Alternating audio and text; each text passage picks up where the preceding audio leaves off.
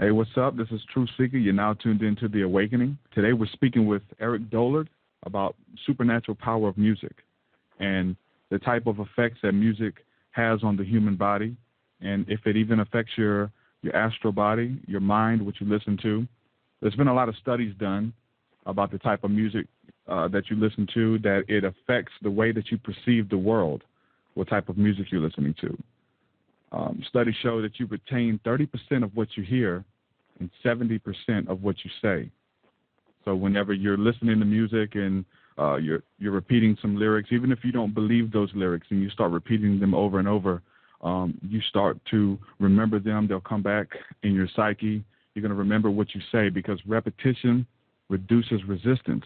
The more and more you hear a phrase, the more and more you come in contact with some type of work or sounds, the more and more that you're going to let your guard down and begin to form a pattern in your mind, and those thoughts are going to come back up and things like that. So music can almost take you back, almost summon feelings and emotions that you felt years ago, almost like a time machine. Say if you had an experience with a loved one years prior and you hear a song, and that song can take you back and bring up those same feelings, those same emotions, and bring you back to that place. So with all this being said, we want to let you know that music is powerful. Music is a weapon, reminiscent of the story of the Pied Piper whenever he came into town to lead the rats out of the town by playing his magical flute, I believe it was. And he led the rats out, and the townspeople didn't pay him. So he actually came back wearing his bright colored clothing and playing his songs, but this time he got all the children to listen to him. So he was able to take all the children out of the town and keep them there with him. And I think that's what's going on now when we look at mainstream media and the mainstream music and understand the messages and the symbols and the different colors and all these type of things that's leading our generation through music, whether it's through MTV or BET or whatever. They can release a style of clothing, a song, and even if it doesn't make sense, even if it's not good, if enough people start doing it, the masses seem to follow. So we understand that music and tone and sound is vibrations. It actually affects your genetic makeup. When you start listening to music over and over, you begin to think differently. You begin to see the world differently. So that's why we're talking to Eric Dollard today about the power of music. I've seen some of his videos, and he talks about the work of Pythagoras, who is a big influence on my work and my worldview. If you read the works on him, the way that they reverence music and reverence life is pretty inspiring for those seeking a spiritual path or just want to be better individuals. So we're going to be speaking about music and spirituality all wrapped into one. So, Eric, welcome to the show. Thank you. So if you have anything to add with on, those opening points that I made. Well, music goes even farther in that it establishes an archetype, and the archetype can actually exert a force on the ether and cause things to materialize or happen that normally would be physically impossible. This is what the Pythagoreans were basically into, and it's preceded by the science of numerology, where numbers themselves have specific powers. And if you use what's called the Chaldean number system, and you look at your phone numbers and your addresses and the addresses and phone numbers of people that you have relations with, you'll find that there's a common numerical denominator through all of this.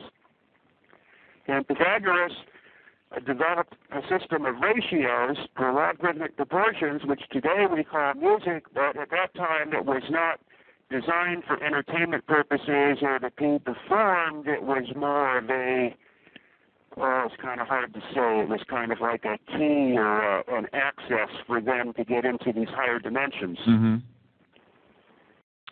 Yeah, that's whenever you're listening to different metronomes, different beats, when you listen to drums and things like that, it's always been used to put you into a heightened state of awareness, a trance-like state. We know that everybody likes to refer back to the Africans whenever they play the drums and they conjure spirits or get into some type of trance where they're able to embody animals and things like that. So, and I think the same thing's going on through the mainstream media, but the energies that's being led behind these open doors are not positive on our culture. I think we can look at what's going on, and I think that's safe to say. Well, basically, you have to remember that the music I'm referring to basically ceased to exist after 1750. So we're talking about a whole different reality in music that goes back to names like Kepler, Robert Fludd, and numerous other people where in Flood's case you were dealing with a symbolic geometry or numerology that allowed you, through the Pythagoras method, to basically figure out where planets were that weren't even known about yet. And then Kepler did a similar thing, but rather than from the numerological and the spiritual standpoint, he did it from more the mathematical standpoint. Neither of them got along. They were kind of a schismatic split on the whole Pythagorean movement, which really got screwed up by the Dark Ages and the concept of the Earth being the center of the solar system. So in Pythagoras' time, things weren't looked at that way, and then when the Dark Ages came about, it got into that, basically the first theory of relativity, which is the Earth is the center of the universe and everything's relative to it, and music basically pretty much went dead through that interval, and then it started to come back to life through Kepler's time, and it finally reached its grand conclusion with Johann Sebastian Bach, that he was the Nikola Tesla of the music world, and he was basically just thrown in the garbage. His work just went to the dump after he died. Fortunately, somebody salvaged it, so we can still listen to this today. So whenever we're talking about the work of Pythagoras, I think a lot of people who aren't familiar with his work can understand, or they may be familiar with the term the Pythagorean theorem, which is how we measure music to this day, correct? Well, the Pythagorean theorem is more of a geometrical thing. It actually is the fundamental theory of alternating current. It's very interesting that music and alternating current theory almost run hand in hand. Mm-hmm. But Pythagoras was establishing through the musical interval a set of ratios. This was very important to them, was a set of ratios which were given number. And it was this number itself that had the power. It wasn't the music being performed as an entertainment or for other people to listen to. It was almost kind of like a voodoo thing. And Pythagoreans believed that by establishing a system of ratios, we could ascertain as humans where we fit in the infinite logarithmic period that goes from the tiniest things to the largest things of the world, which the Pythagoreans viewed as a sequential progression or regression, and not like today where it's disjoint particles and atoms and things that don't even make any sense anymore. Mm-hmm. So, would you say that the beats and metronomes and things like that has to do with Pythagoras as well? The way that we have those now, correct? No, not necessarily. What the Pythagorean system consists of is a succession of tones which relate to wavelengths. So basically, the higher the pitch, the shorter the wavelength. Mm-hmm. So the proportion between these wavelengths, like 3 to 2 or 2 to 1, this is what the Pythagorean system is about, is a sequential series of these tones, or what we now refer to as melody. What you're referring to is rhythm, which is more of the timing of the thing, and the ratios, you can have the similar proportionality in rhythms, but you don't actually have the wavelengths and frequency. It's a differential thing where it's only at the dividing point of the measures in music till you hear the sound. It's not continuous. Mm-hmm. Now, around the time of Kepler, to the church music, what happened then was the simultaneous sounding of tones, which are now known as chords, which have the effect of producing materializations in space, depending upon planetary alignments and solar conditions and things that we don't even know about as the Earth flies through the universe that we pass through, which affects electrical devices and music. And the church, at that time, up to Johann Sebastian Bach, basically the churches through the pipe organ and the acoustic dynamics of the church, which is extremely complex. I don't think anybody with the most advanced computer programs could ever duplicate that stuff today. Some of those pipe organs had as many as 15 or 18,000 pipes. Mm-hmm. And these were specifically designed to work with the church, which was kind of a like an electrical network of coils and capacitors, but on a level. And then this thing pulled the cosmic energy out of the dielectric field of space with its copper roof, and it basically was a substation to God. It really doesn't differ too much than the transformer hanging on the pole outside your house, which takes the electricity, which would be completely unmanageable and dangerous in the house, and then brings that to a level where it's useful to your appliances and what have you without just getting vicious and wild on you and blowing everything to smithereens. The church performed a similar function up to the time of Bach. So the church consisted of, they were basically a transformer, someone that gets you in tune with God quite literally instead of what we see now, correct? Yeah, it's actual polarization. It's like, the way iron filings are influenced by a magnet. Mm-hmm. And I've actually experienced this. And this is basically the scientific method behind the spirituality, correct? Well, this is you have to know I'm an electrical engineer, so I view things in terms of electric fields. Mm-hmm. Things that we can't see, such as, if take example, a main power line that runs down the street of the town may have the same power flowing through it as typically maybe 3 to 4 locomotives. Mm-hmm. Each one of those is a locomotive is near 1 million watts worth of power. This energy is flying down the space between the wires at roughly 98% the velocity of light, yet it's completely imperceptible. And the birds land on the wires and nothing happens to them. Mm-hmm. So music gets into that realm where you're transforming between the ether world and the physical world, to put it roughly.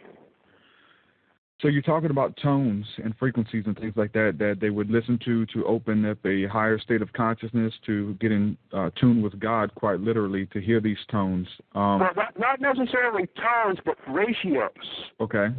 The important concept here are what are called ratios. Okay. So if I have a tone that's 420 cycles a second, and then I have a tone that's 840 cycles a second, and that's the ratio of an octave. Mm-hmm. So when those two tones are played in succession, then when your mind hears, because your mind remembers the previous tone and then compares it with the subsequent tone, and the waveforms produced have specific shapes. They actually, you can, with dust on metal plates and what have you, you can actually see these waveforms, particularly with the type of oscilloscope I developed I call the time television, which turns the music into an actual three-dimensional entity that you can see on the screen. Each one of these notes has a shape like an atom.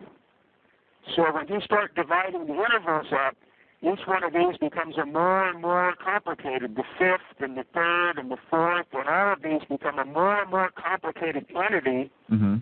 And your mind is assembling that entity. Now, when you sound the tone simultaneously, then you get the physical that you can see on the oscilloscope, which makes actual geometric patterns in the space that permeate your body. Yeah. Just like an electric field. Mm-hmm. Because now, the body it's highly dependent on, it can't be, it does not work the same way every day. It's like my car is designed to sense the electric environment around me with a set of antennas on that. When I drive under these 1 million volt DC power lines, it causes all this fire to come off my antennas.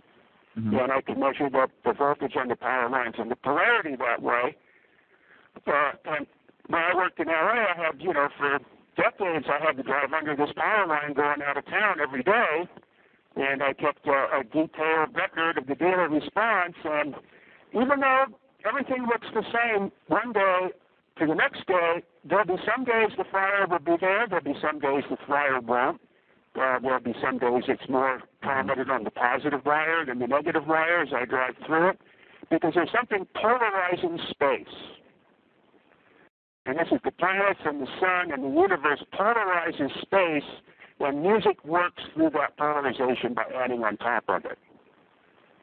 So the theory works, but it doesn't work every day. It's almost like if you was to try the same method every day, it's going to be close, but it's not going to be exact. Is that what you're saying? You may not get the same effects. Mm-hmm. See, and this is part of what the responsibility of the church was, is when they know these things were happening, and that's when it was time to fire the apparatus up. Could anything backfire on you, though? So, like, if you're saying that something that produces a positive effect, would that same method in turn produce a negative effect on a different day, or are you pretty much? Well, what I've determined in my decades of listening to music and what have you, and devoting myself to it, is it's usually a heightened or lessened situation. Like one day, a piece of music might just have an absolutely profound effect on you. And then another day, it just goes right through you, and it doesn't have any effect. It's not like it becomes negative, unless the music is designed to be negative. Yeah. Which today's music is designed to be negative. Mm-hmm. But it's also not harmonic, and it cannot tap into these energies. Mm-hmm. So today's music really is kind of more of a mechanical expression, so to say. It's like music in this zone. There's a lot of music zones. This is one of the things I do with the HF radio in my car, and I used to have a very massive installation for this with giant antennas that used the entire Earth as a stereo. So if there was a station broadcasting music in China, I could hear its reverberations all around the Earth and receive it in stereo and use the Earth as a concert hall.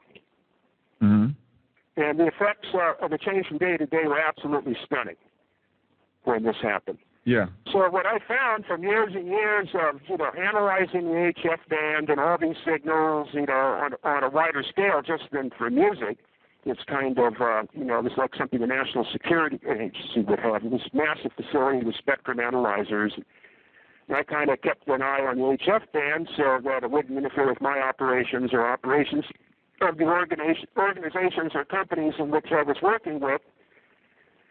And I learned a lot about the nature of music in different areas, and you can basically take the Earth and make vertical bands from the North Pole down to the equator of pretty much equal width, just like time zones, and each one of those widths is all the music in those particular countries or areas will have the same character to it.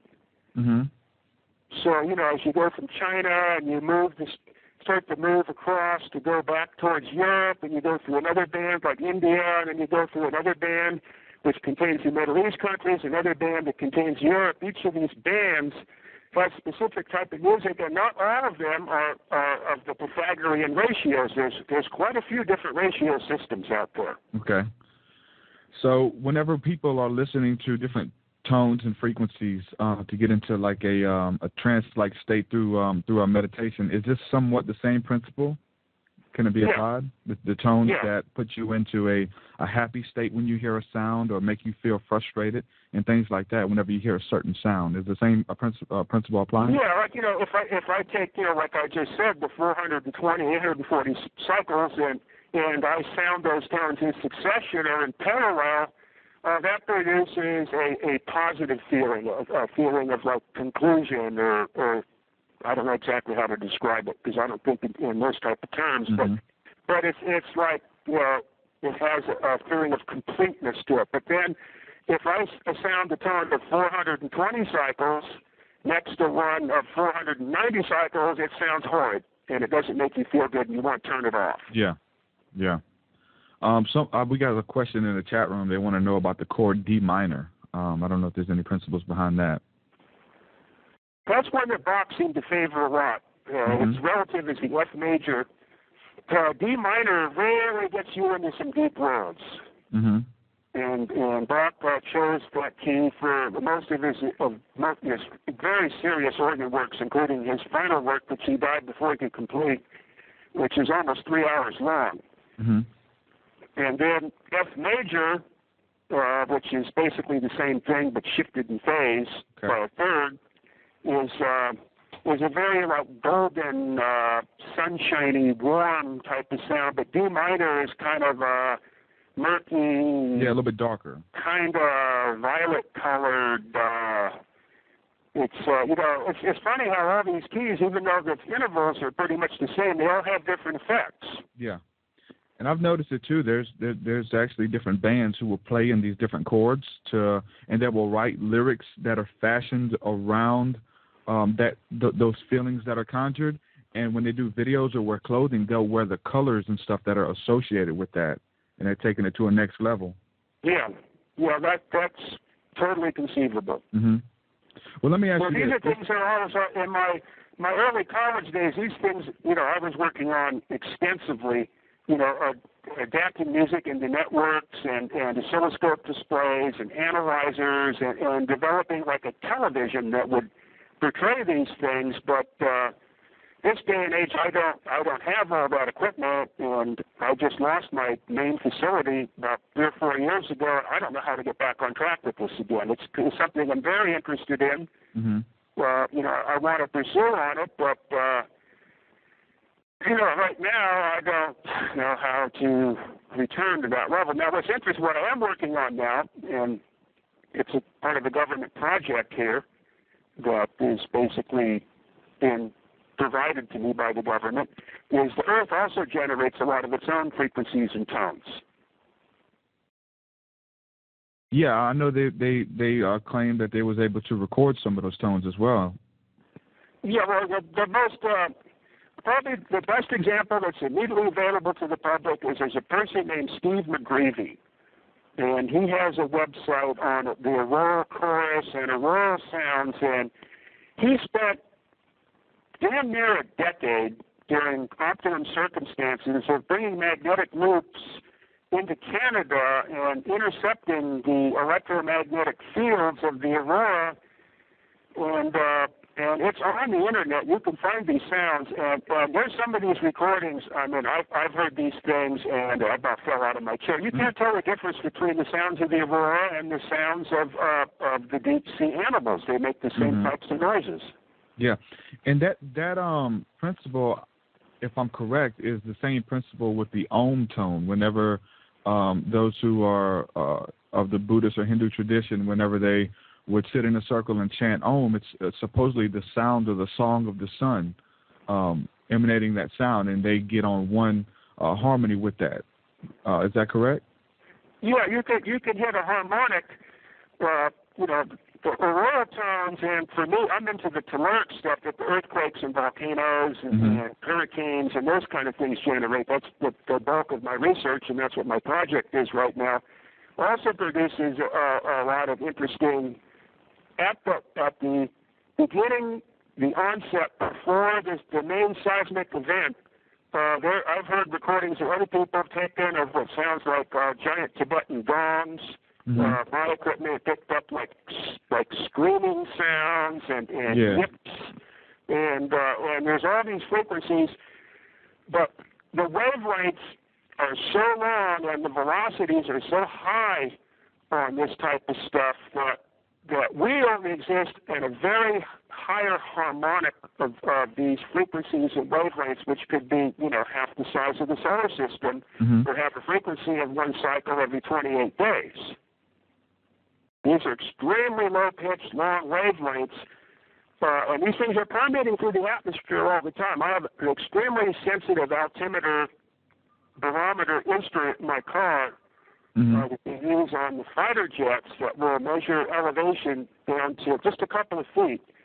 And I can park somewhere and watch that thing as it slowly goes down, and then it slowly goes up, and then it slowly goes down as these waves go through. When you look up in the sky, you'll see all these patterns in the clouds. And those are sound waves, extremely low frequency sound waves. So that would almost be similar to the rain dances of the Native Americans, correct? What they were trying to tap into? Possible. I'm not certain on that. Okay. I want to go out on a limb here, but this is just something I want to ask you.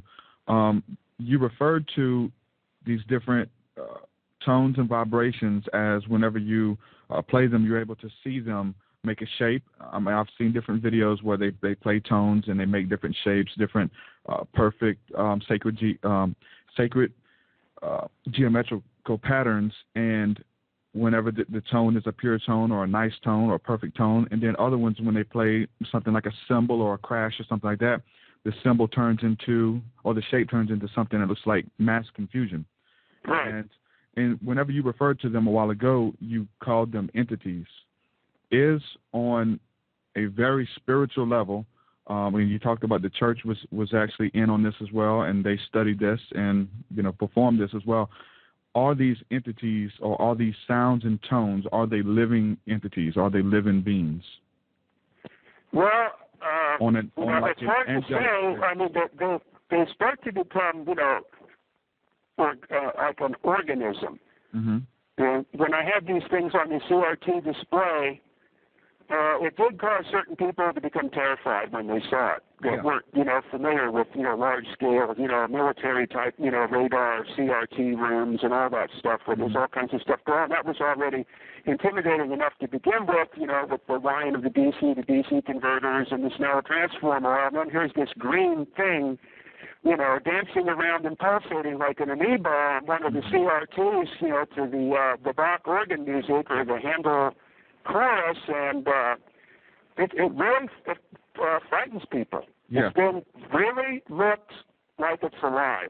I would wonder. The most intense images that I got on this system was from the works of Georg Friedrich Handel, who was the last composer of this music. Mm-hmm. I would wonder if these energies, these tones, always exist, and whenever you play the tones, whenever you play them, or you get on the same vibrational pattern as they are, then you almost bring them into this reality, or you get to see them, you get to hear them, you get to feel them, like they're always there. I don't think that that you're playing it and creating an entity. Maybe that it's always there, and when you play the tone, you get to experience it. That's conceivable, but that doesn't correspond with the electrical or induction theory of it. Okay, so all that has to be created and generated? The induction theory, Faraday, which seems to be how this stuff works, is empty space is filled with a primordial medium, which is in electrical work was referred to as the ether. Mm-hmm. The ether. I gave anyone that's interested in this subject is I presented a lecture on this last June, and there's a book also that goes with it called The Four-Quadrant Representation of Electricity. And my mind was keener on the subject then than now, so if you can get a copy of that video, I'll get into how the ether is affected by the archetypes and the formative forces. The ether is kind of at the end of the line, and the archetype is what's in the Pythagorean ratios. The archetype is what modulates space. Now, the space, the ether, is a bunch of little like tubes or lines that are all kind of mashed in every which direction, and they all equalize each other out. There is no entity. But when a formative force is applied to the ether, then one set of lines will point one way, and one set of lines will point the other way, and then you'll start to get the polarization. And then this confused mass of spaghetti in a big blob made out of the ether all of a sudden forms into a physical shape, which could be you or me or a garbage can or a cloud in the sky or things that we can't see, like musical entities in the air. Mm-hmm. That's the basic theory. Now, I could be wrong on that, but this is the theory that I've been, using and is going to be an upcoming topic in my next presentation, because until I describe how the ether and electricity works, there's no way that I can explain to somebody how radio and Tesla's transmission and all that type of stuff works. Yeah. Well, I told you I was kind of stepping out there. I mean, I see a picture of it, but explaining it and trying to, I think it's going to have the same effects either way, because I believe that that the same principles apply, whether they were there the whole time or you're creating them or whatever. And I kind of like to tie it into, there's two different stories One is the story of Pythagoras. It was recorded. It was said that he was coming home from a exhibit or something like that, and there was a drunk man. He was walking down the street, and the story says that the drunk man was harassing a homosexual at the time, and he didn't like him. He was riled up trying to fight him. He was trying to kick down his door and get in his house because he wanted to do harm to him. And supposedly Pythagoras looked, and on the corner there was a man playing a flute, and the rhythm that in the notes that he was playing was real aggressive and real. It was aggressive in some of the lower tones or chords, and the story says that Pythagoras asked him to play a softer, more sweeter, upbeat melody, and whenever the man changed his melody, that the whole countenance of the man who was violent trying to attack the other man totally changed as soon as the music changed, and the man gathered himself and went about his way. Yeah, I mean, that's basically the whole theory behind the church modes, which was the formalization of the Pythagoras music during the Middle Ages. Is, there were books written on this back then describing how one particular mode would, make people behave one way, and another particular mode would make people behave another way. And of course, that's how this stuff is used against us in the media to get us to, eat things that we don't want to eat and do things that we don't normally want to do. Colors, shapes, sounds, all of it. Jingles. Oh, yeah. The ratios work the same way with colors. That's why, the colors in a televised media image are always very specific to what's going on. There's a whole engineering behind all this stuff that adapts from decade to decade. Oh, yeah. Definitely. There's so once you put your face up to that CRT, your reality, your polarization, just like the ether, is being modulated by the color proportions. Well, you have no control over it. Some people are more sensitive than others in that they can be cognizant of it. Other people are not aware. So to me, I'm so sensitive of it. Just the color of the ground of an area that I'm living in has a profound influence on me. In some places, I just can't stay for more than a couple of hours. Yeah. Well, I know what you're talking about. So, and also, I think I kind of tie that story in with me in the scriptures, how King Saul had a evil spirit tormenting him, and David went up to him with the harp and began to play this music. And the only time that this evil spirit would subside was when David played his harp and played these songs or chords or whatever. Well, that makes sense. I kind of tied the two stories together. Just understanding the power of music. Not that it's just... Well, the power of music, I think, is really expressed well in how the walls of Jericho fell down. Exactly. I was going to ask you about that as well. Yeah.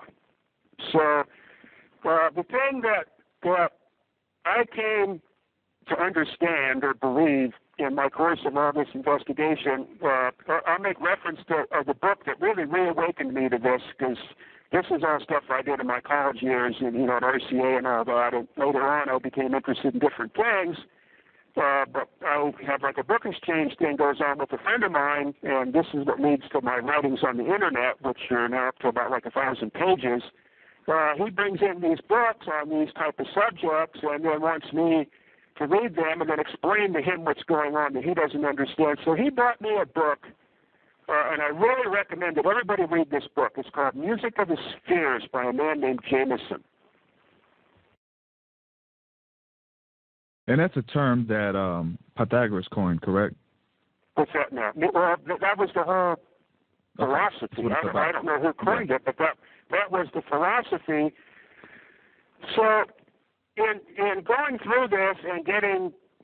I have a different way of receiving information than normal people do. I get things like in chunks and images, and I do not learn in a serial fashion. So in going through this book, it started to reawaken a lot of things that I had come to understand when I was actually studying this stuff in college and doing experiments in relation with RCA at the time, that there's something that has been attenuated in the human race over the millennia. And we have been told stories about the walls of Jericho coming down, and we've been told stories, through the mythology, about, people throwing seeds on the ground and skeletons dancing out of the seeds and attacking people and all this stuff happening. Is I believe with the simple ratios and symbologies that people had back in that time, that those things are not just stories. Mm-hmm. But there was enough voodoo in all this, but just the simple means they had of producing ratios at the right time, at the right place, and the right proportion to cause materialization and dematerialization. And over the millennia, particularly, with the advent of the modern age, that's been erased. But that potential still exists. Yes. And in the modern day standpoint, now this is what causes a very serious complication, is then we have the weapons potential of Pythagoras. So all the guns in the world and all the bombs in the world and all the force in the world, theoretically, can be brought to a standstill by simple geometric proportions. Which is kind of a frightening concept. Would you, I'm not sure if it's the same thing, but would you liken that to what they call a feng shui, the settings up of cities and houses and things like that to produce a certain energy? You mean like a sacred geometry? Yeah, well, they have some of the, I think it's some of the Chinese actually will set their house up as far as their, chairs, their living room set and everything to produce this pattern of where energy can flow and create a tone. And I've also heard it said that their cities were set up in this fashion as well. Well, these things were part of normal engineering in antiquity. Okay, exactly. They've just become, with modernistic materialism, they've just become erased from the textbooks. Just like most of the knowledge of electricity has been erased from the textbooks. Electricity is very parallel to all this, and it irritates the same people. And they, in turn, make sure that the understanding of that is either destroyed or eliminated. But they still have the information, the lay people. Well, they're offended by it. So what they want to do is they just want to kill it. So, it could be the most powerful government in the world, or, whatever, or the richest, most effective dictator, or whatever. They can't avail themselves of this stuff because it's antagonistic to their very being. So all they want to do is suppress it. It is not available to them. So that is kind of like a protective measure. So the Einsteiner will, fight blue until he's blue in the face. None of this stuff is possible. And, you can actually cause one of them to go into violent convulsions by pushing the issue and, and logically and experimentally proving it. And they will not accept the information. They will just become more and more violently opposed to it, until there's some kind of short circuit occurs, and it's mutually exclusive. Would you liken this whole conversation, what we're having, could this be the reason behind a lot of different energies and different mental experiences that people are having, the type of music and the type of sounds that they're around, the type of colors and other people that they're around? Could this affect someone's mind in their daily life? Do you believe that this could be going on as well? Well, yeah, it all has a subconscious effect whether you want to believe it or not. And like I say, as far as, the advertisement world goes and the world of mind control, it is being engineered. Exactly. I believe it as well. But on a higher level, these people don't have that. They don't have access to that because of their own denials. Okay. But I can't speak in absolute knowledge of anything because, I only exist in my world, but this is the way that I view it, and this is the experience I've had. But that's not to say, there isn't some fluorescent lamp-lit bunker somewhere, underneath George Bush's house where this stuff's all being connived to a level that would just scare the hell out of us. Yeah. Oh, I think it will. I think it would. I think whenever we begin to get some of the, just some of the crumbs of what's going on, it scares the hell out of us. But if we really understood the power and the magnetism behind a commercial, a simple commercial, if we really understood the science and what it's what the commercial and the colors and the sounds are invoking within our own being, that music and that colors, and when we see those billboards, I think if the lay person who don't understand anything, when they come to an understanding of that, it would scare the hell out of them. Yeah. So, well, I mean, there's an even deeper level, because it's been asserted that, these particular species that I just referred to in their bunkers, and there's good evidence of this all around in the architecture of the things that, the instruments and vehicles and whatever that are created for us, is there's a deliberate attempt to create some kind of demonic entity and to bring it into an actual physical being. Yeah, well, that's why we're asking you. We're at the threshold now. It's a satanic female horned entity. You can see its face in virtually all the architecture if you're sensitive to it. Most people, of course, are blind on the conscious level, but in engaging these archetypes is each person is becoming like a cell and like a large jellyfish of this spiritual entity. Mm-hmm. And some of the music that I've referred to is actually toxic to these people, and can be used similar to the Life Beam Tube for eradicating cancer cells. Is this music can actually, as you pointed out in some of the earlier examples, can be actually used to disrupt the archetype of this thing and cause it to dissolve, in my theory. So almost like the control and the negativity and all that is almost like the lifeblood of this thing. Yeah, it's there's an organism. In marine biology, there's a group of organisms that are referred to as hydrozoans, and they are a scientific mystery. The jellyfish is an example of one. The jellyfish consists of a very large quantity of individual cells. But there's something different about the jellyfish and those hydrozoan-type animals that you don't encounter in the higher order animals. Is there's no veins, there's no arteries, there's no nerves, there's no central nervous system, there's no brain, there's no heart, there's no lungs. Each and every cell respirates and exists independent, yet the entire organism moves as a whole. Mm-hmm. So this is the situation that we're dealing with. I want to open up the phone lines for anybody who has questions and you want to talk to Eric Dollard. You can call. The number is 724-444-7444. You can enter the call ID as 78643#. Those in the chat room, it's going to be listed at the bottom. If you have a question, you can call in now.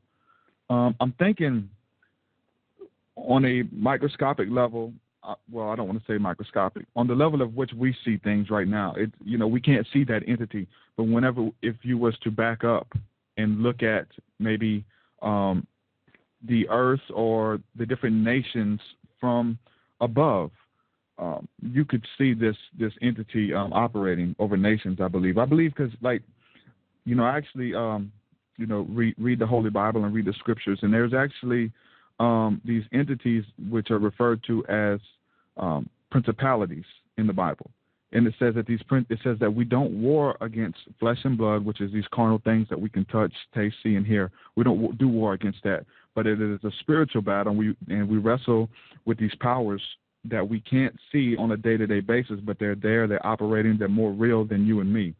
And there's a story in the book of Daniel where the angel Michael was traveling back and forth between earth and heaven, bringing forth prayers and information and things like that. And he actually withstood one of these principalities. And in the scriptures, it calls it I believe it's the Prince of Tyre. No, it's actually the Prince of Persia. And this is not talking about a literal prince. It's talking about a principality, a power that is ruling and governing over this set of land. And I believe that that these entities, these principalities, are controlling a lot of people. They're controlling the vibration. They're controlling the information that gets out and all that. And I'm kind of tying this into what you're saying because it's making perfect sense to me. Would you agree with you talking about these entities and these different negative beings that are being summoned by the higher ups or those who are in control? Is it very similar to what you're talking about? Well, yeah, I mean, that's a distinct possibility. Mm-hmm. You know, it doesn't have to be that, you know, a group of people are creating this thing. It could be, you know, this thing is controlling a group of people. Either or. You know, there's no way to tell which way the power flows. Mm-hmm. Because it's all too nebulous. Mm-hmm. But it's definitely there. There's no doubt about it. Yeah. It's becoming quite organized and coherent, and it manifests itself through architecture. Because basically architecture allows you to get into a time machine or whatever and go back and actually experience through the archetype who the people were that made it. Mm-hmm. So every era, every culture, all has its archetype. So, you know, the education system as it is, you know, you get a lot of exposure to different things at an early age, and this is Egyptians, and these are, you know, Russians, and all that is when you see something made by the Egyptians, or you see something, you know, made by the Russians, it's immediately identifiable. Oh, that's definitely Egypt. Mm-hmm. You know, it's not South Africa, it's not, you know, Germany, it's not Persia, it's Egypt. Mm-hmm. It stands out. I mean, I've been able to do this myself, you know, in my capacity as an electrical engineer when I started learning this stuff, you know, just after infancy. The school system, I didn't let the school system take this vision away from me, is when I would see like insulators or circuit breakers or things that I was learning about or working with, is I actually saw the people that made them. Yeah. Are you familiar with Dr. Emoto's Rice experiment? No. Okay. You can, if you look it up online, you can just type in Rice experiment or Dr. Emoto Rice experiment, and it was in a documentary that came out. It's actually entitled Water, and it's called Water: The Great Mystery. And what he did, and he was showing the different, you know, vibrations and the sacred geometry that was formed in water. And you can look this up on YouTube. Oh, yeah. Somebody showed me that, and the water started making all these patterns and forms. Yeah, yeah. And then what he did with the rice was he took 3 different beakers, and he filled them halfway with rice. He put water in each one. He labeled each one. The one on the far left, he said thank you to it every morning, and he spoke blessings upon it. Thank you, I love you, things of that nature. The one in the middle, he ignored, didn't say a word to. The one on the far right, he said, I hate you, you fool, every day for so many days. And at the end of so many days, I forget if it was a month or what, at the end of this period, the one that he said, I love you to, looked exactly the same as when he put the rice and the water in there. It looks exactly the same. You can almost eat it. And the one that he said, I hate you to every day, it began to mold. And the whole jar was full of disgusting, nasty-looking mold. And so you actually have a lot of people who are doing this experiment for themselves, and they're filming it and putting it on YouTube. I wanted to not just, repeat the information. This was an easy experience, experiment that anyone can do. So I started doing this experiment myself, and I'm 13 days into the experiment, and I testified that it is working, that these words and frequencies and tones have power. When you speak a blessing, when you speak positive words and affirmations over things, you're changing the DNA makeup. When you understand that your body is made out of water, you know what I'm saying? Your body is, 70% water? Something like that. And so whenever you're speaking blessings or curses to people, you're affecting them. So this is an experiment that anybody can do, to approve it. And whenever I get done, I'm going to film mine and put it on YouTube as well. So everybody who's subscribed to my channel, you'll actually be able to see that as well when I'm done. So I'm 13 days into it. It is working. So I think it's pretty amazing, and it speaks volumes about the different topics that we're speaking about today. Yeah, and it serves as an experimental verification that we're not just making this stuff up or imagining it. Exactly. And you can see everybody's video. I mean, it's working. The majority of the videos they're working, and they're showing you day by day progression. One experiment similar to that was done with freezing water and then observing the crystals that would form in the patterns, like the snowflakes and what have you, or frost forming on the glass. It was the same effect. It almost was like television into the archetypes of the sounds and energies that were stimulating the water as it was freezing. Yeah. So water has that unique property of possessing all kinds of inductivities, of course, electrical being one of them, but many other types of inductivities too, and can polarize into thousands of different forms. Mm-hmm. Yeah, I think it's really powerful. We have a question in the chat room. They want to know some information and how this conversation can relate to the Coral Castle. With glad I can't directly connect. I don't know a lot about that. Okay, well, they're just saying that it's that tones and sounds were used to actually levitate objects, and there is that. A lot of people believe that that's how the pyramid was built. Through these different tones and sounds, they were able to move and lift objects and things like that.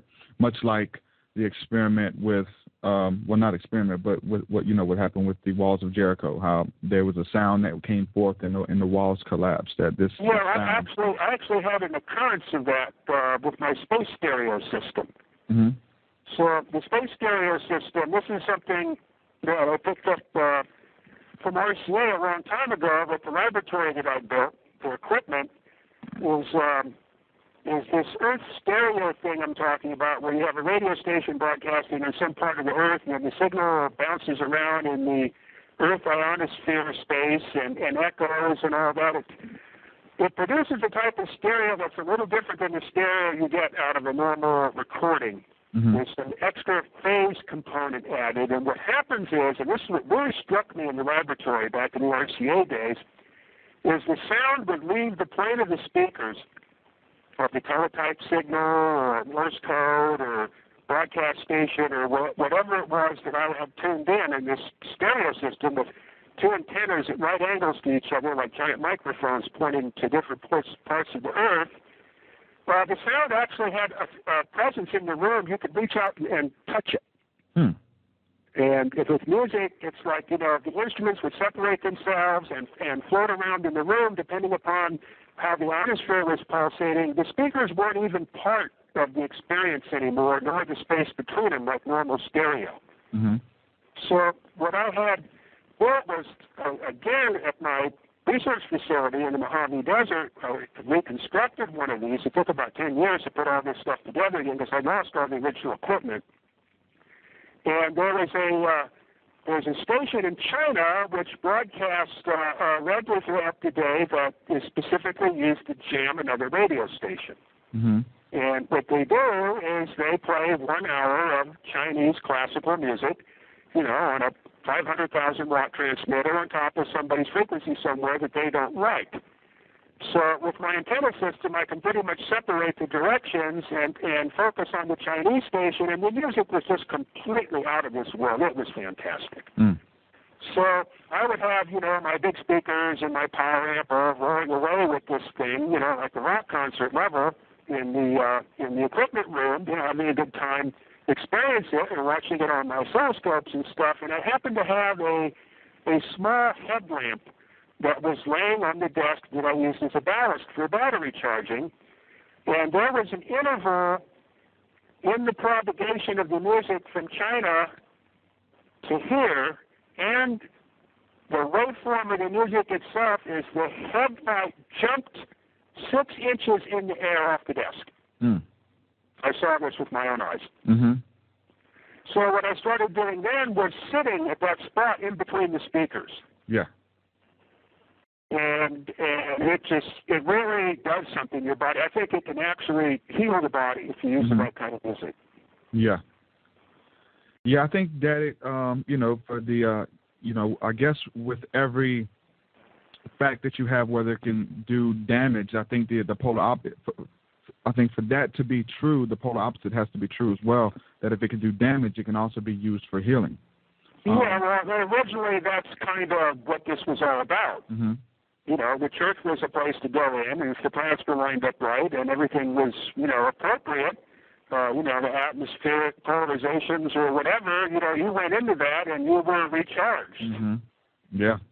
But today's society has taken all of these fundamentals and principles and turned them around into destructive and, degrading means to make people sick and helpless.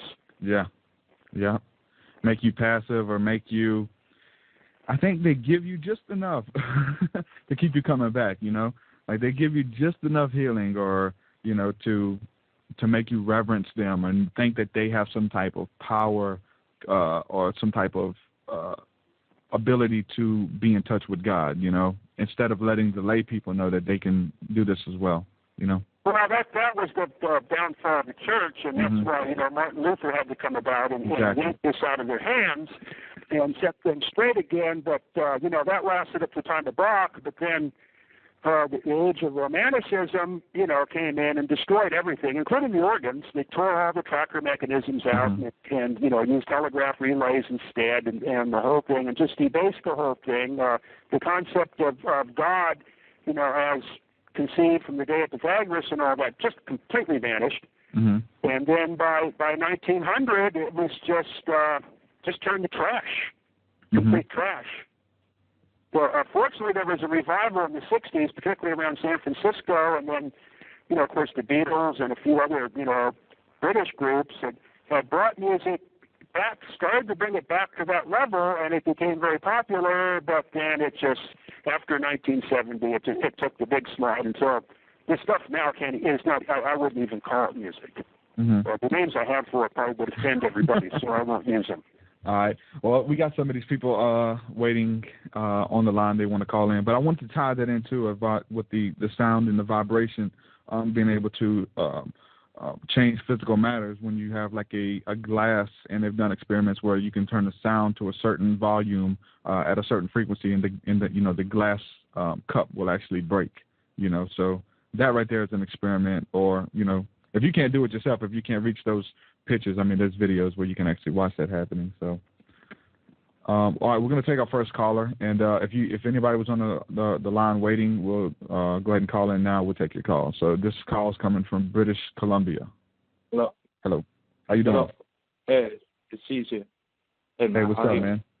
I'm good, brother. You have a question? Really engrossed in your subject today, man.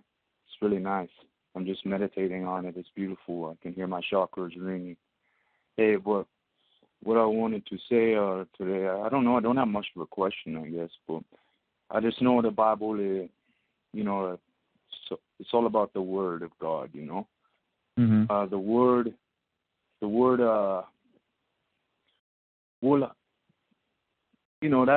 that's the Word. It'll always be the Word. The Word is there. But, word vibration. Yes, vibration is sound, right? Vibration is sound. Can you think of something that vibrates in the world? Everything? Maybe space, the abysmal, the abyss from whence God brought forth the world of creation, right? The substance. So, I guess what I try to say, I've been working hard on my music. It's beautiful. And the monks were meditated. They have the double vocal cord, so the ratio thing makes sense too, because when you harmonize your double vocal cord, it makes that Fibonacci scale or whatever it's called. But I don't know. The music is beautiful, man. I love music. And I just need some guidance right now, man. Because I'm trying to find it, but I had so much I want to say. Oh, I hear you, man. There's a lot. Yeah, there's a lot of to be said, and I think in this same aspect, we've touched on a lot of different topics so far, and we're cramming them all into this one interview. And all of these little topics that we're touching on, you could go into a lot of detail, and that's what Eric does. If you look up his work, you can find him online. There's tons of YouTube videos of different interviews with him where he goes into a lot more detail than some of these vague questions that I've been asking him today. So you can definitely check out his work there, man. Energy is vibration, right? Energy is vibration. Vibration is sound. Music is energy. Everything is interconnected. It's all sound. The sun is a sound. The stars sing. The stars Mm-hmm. are like a drum. They're not just sitting there shining. They go boom, boom. But sometimes they make terrible noise, like you said, too, so the music might not sound that good today.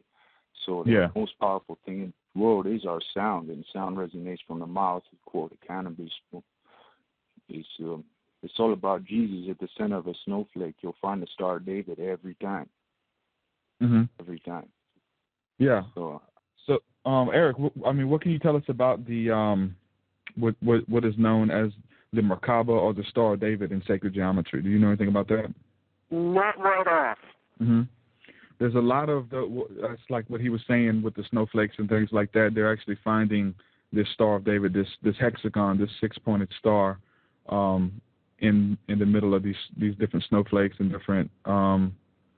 Whenever something's vibrating or something's spinning, supposedly you get that shape, the 6-pointed star or the Merkaba, with it actually spinning. Yeah, well, in the case of the snowflake, that's the archetype that the water crystallizes on. Mm-hmm. So it's all going to be based on those angles. The entirety of the snowflake is somehow going to be derived from that archetypal angle, the seed angle in the middle, which makes sense. Mm-hmm. I'm not exactly familiar with all that, but as far as log periodic antenna design goes, and the Rudolf Steiner concept of the growth of plants, there has to be the seed archetype that exists one step right out of what is being created. Mm-hmm. And then everything progresses from that point. You have there's a movement now that a lot of people are doing, and they're taking a vow and they're not listening to anything unless it's tuned to the 432 hertz frequency. They're saying that this music sounds better and it affects you differently, and that the Well, you're talking about 432 cycles versus the standard 440 cycles? Exactly. Well, then that brings us right back to the Pythagorean thing, because the 256 cycles is the 256 is a very important Pythagorean number, and the C should be 256. Mm-hmm.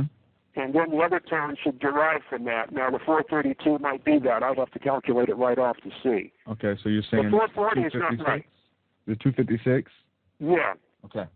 Because the Pythagorean progressions are based on certain multiples and powers, and 256 and 512 are part of that series. Mm-hmm. Okay.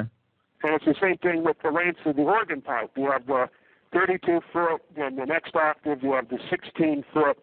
See, in all of these, if you start making these things different sizes, from the pure proportionality standpoint, it doesn't seem to make sense because the ratios are all the same with respect to each other, but from the Pythagorean standpoint, we're trying to tune on to this carrier frequency, if you use a radio term that exists. Mm-hmm. Because suppressed carrier frequency that is behind everything, like in the single sideband, where modulation is going to sound all distorted or be beyond the range of human hearing until you reinsert the carrier signal that derived it, and then all of a sudden the speech comes out as audio perfectly crystal clear. Mm-hmm. So that would be the reason for landing on 256, because that is like a natural carrier or reference frequency for this whole system of music as we're talking about it, not as it's thought of by physicists. Mm-hmm. That's my theory, anyway. Okay. Well, yeah, I've definitely did the experiment myself. As far as you have a lot of people who will download music or upload music from some of today's popular artists, and they will change the tuning from its original tuning to the 432, and it just makes you feel better. I mean, you can actually feel the difference in it, even if it's some music that's dark, even with the lyrical content. When it's tuned to that higher frequency, it just feels better. You can actually feel it. I think it's pretty interesting. Well, the same situation actually exists with the chords, too, is because of the equal temperament, is all the ratios have been distorted to make it fit into a series of octaves. Mm-hmm. And that basically destroys the pattern that the musical interval generates. Yeah. So the problem is if you stay in one key, then you don't have to deal with that. But if you start getting into the heavy polyphonic music like Bach, well, then it doesn't work anymore, and you have to go equal temperament. But when you use equal temperament, is the finer points of the music and the heavy consonant resonances all disappear. Mm-hmm. Now, something I noticed with this CRT display I was talking about that I used to turn music into images, there's something about the chorus and a combination of human voices that can produce waveforms at absolutely massive power levels. Uh-huh. And it's one of the complications that makes this music virtually impossible to digitize. The type of music we're talking about really defies being digitized. Okay. Can you do that with, say, if there was a song on the radio, could you put it through this program and get an image of it?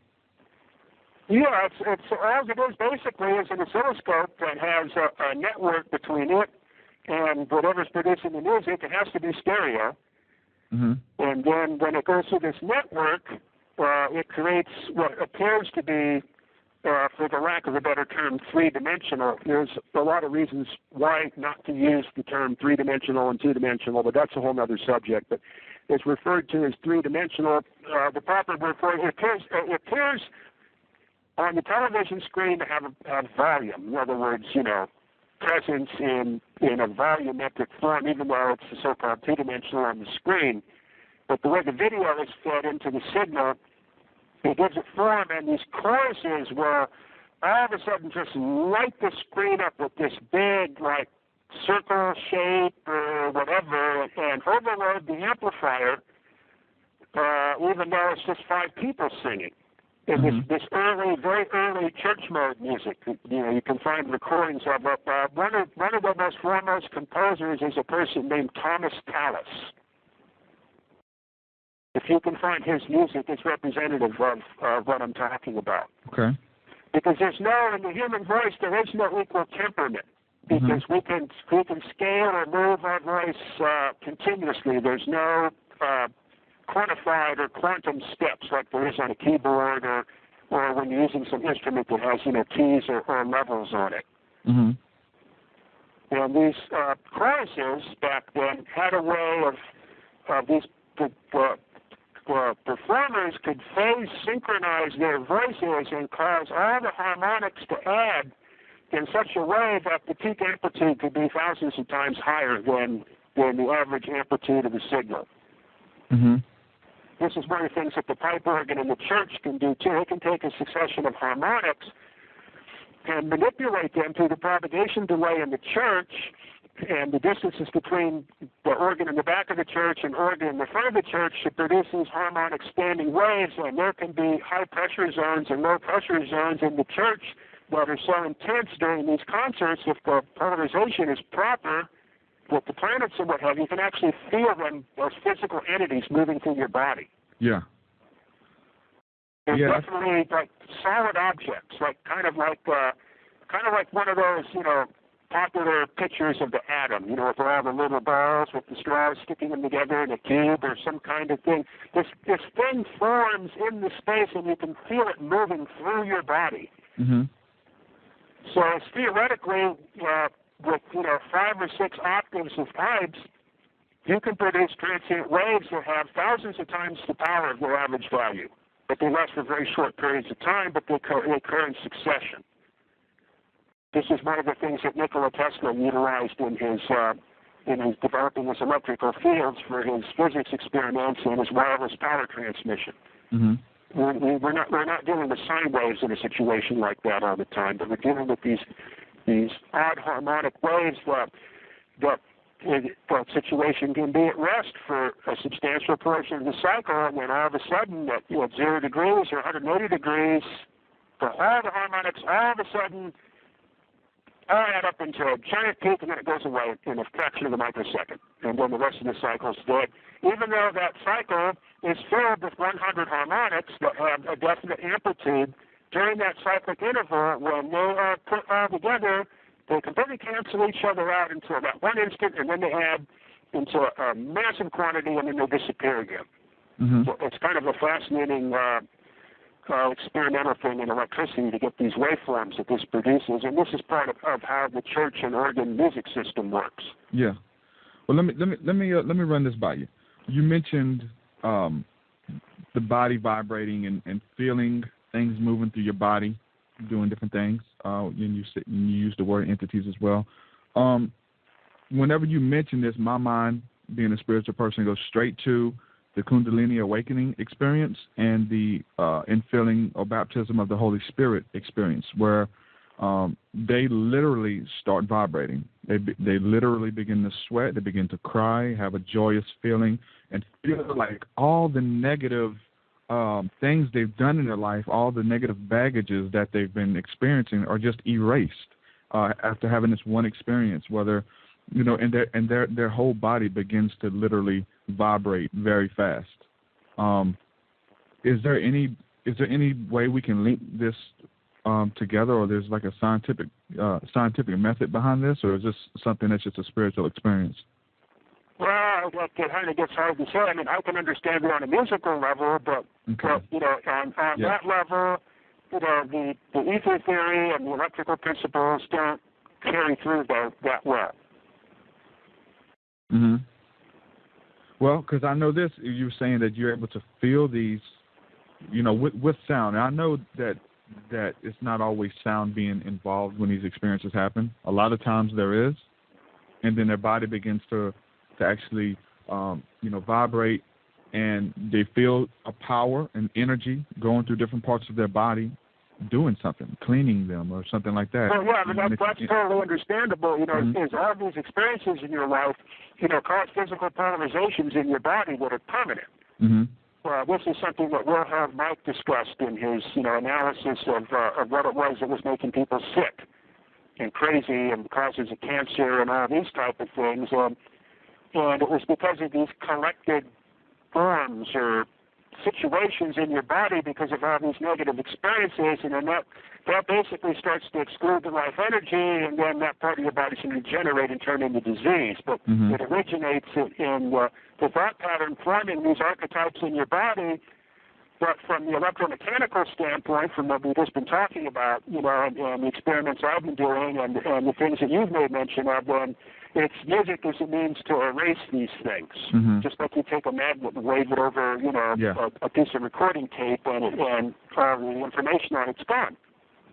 Yeah, this and I think it's tying in with everything we're talking about. And someone has a question, and I think you might have answered it as well, talking about any insight relating to frequencies that kill viruses. And I think this is the same thing we're talking about right now, whether it's this, negative or harmful things in your body that you may be able to find healing from. Well, this was actually developed and engineered by a medical doctor named Royal Rife. Mm-hmm. And today, all that information is all distorted and turned into something that has no relation to his work, which is typical, just like with Tesla and everybody else.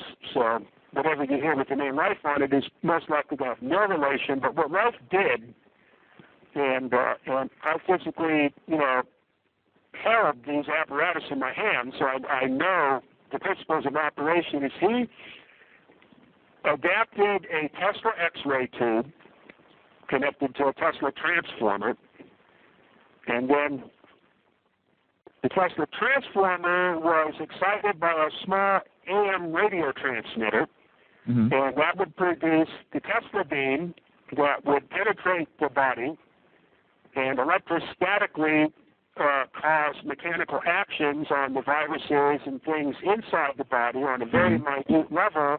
So what he did is he took an assemblage of musical chords and had developed a microscope that the Einsteiners say is impossible, but he made it work anyway, and he could see things smaller than anybody could see. So he could see and not kill them with electrons or any of that type of stuff. So he studied the pathogens, the viruses and what have you, and then he beamed them with the Tesla tube, and then would put musical chords or similar multi-frequency relationships into the AM transmitter, and then manipulate those frequencies until the virus started to react, and then that would help him tune in, and then the virus would be when the right chord was reached, the virus would be completely destroyed. So he came up with a frequency log to figure this out, and he started eradicating cancer with it. So in response, the American Medical Association was formed under the direction of Morris Fishbein, and they destroyed the life of Dr. Life. Yeah. Yeah, you can see why. This is where the American Medical Association finds its origin in this specific engineering occurrence. Yeah. Well, and that's one thing that you're going to have to forfeit. You're going to have to, be willing to be ridiculed. Anybody who has any type of new information or trying to actually revive old information at that, you're going to have to be willing to be ridiculed and demonized by the rest of your peers. So. And even if, like me, you manage to pull out of that and not have any peers, or disappear into some secret government laboratory, or just do it all out in the bushes, what is very evident right now on the internet is there's a massive defamation campaign to make me look like a monkey and all this stuff and that stuff, because it was not successful to stop me by the other methods. Mm-hmm.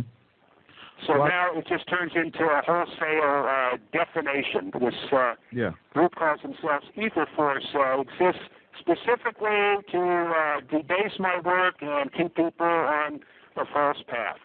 It's kind of nice stuff to look at something like that, but that's just the way it is in this business, as you explained. Yeah, exactly. I mean, welcome to the walk of Jesus. You know what I'm saying? It was the same thing with him. Someone who brought forth light and understanding and grace and peace into the world was called, was accused of being a idolater and one who consulted with demons and followed Satan, by his peers. So by the people that did that very thing. Same people he was trying to help. Those who were consulting with Satan, So in a certain sense, this defamation and all this stuff, because I don't avail myself to the internet. I live in the bushes. Mm-hmm. I'm a feral human. Mm-hmm. So I write stuff and I drop it, in the post office, and it disappears out of my sight and it appears on the internet. But as I become a personality or whatever on the internet, initially, and it's still, the situation, well, sure enough, this negative forces come about, and it's attempting to be very disruptive. It could turn out to be deadly. Mm-hmm. It brings me back to the notions of John Lennon and what happened to him. Yeah. He's just one of many. I mean, but in my case, I think John Lennon really is a comparative example, and that's what I'm worried about. Mm-hmm. Because I'm doing a kindred type of operation. Mm-hmm. I'm making this popular. People are really getting into this. They're into it already. It's just that I have this ability to quantify certain things that, particularly in electrical work, that, makes things much more apparent. You can actually build equipment out of it. Mm-hmm. So that gets people more excited. It creates more of a movement of what's going on, even though that's not really my aim in life. But that's what's happening, and that's what people want. And, it does buy gas for the car and food and all that, beyond my Social Security. But then, somebody's going to take me out. Yeah.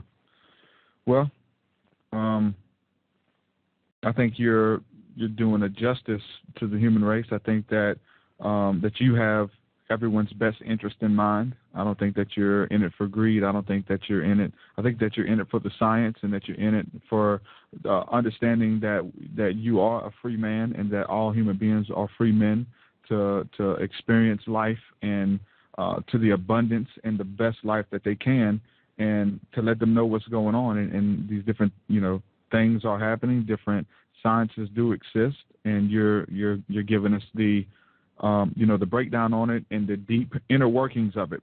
And, the work that you're doing goes far beyond the topics on this show.